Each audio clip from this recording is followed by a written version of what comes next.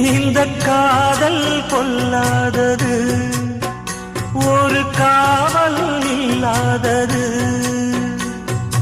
ஊதக்காத்தில் வஞ்சி மாது ஒத்தையிலே வாடும் போது போர்வை போல பொத்தி அணைப்பே.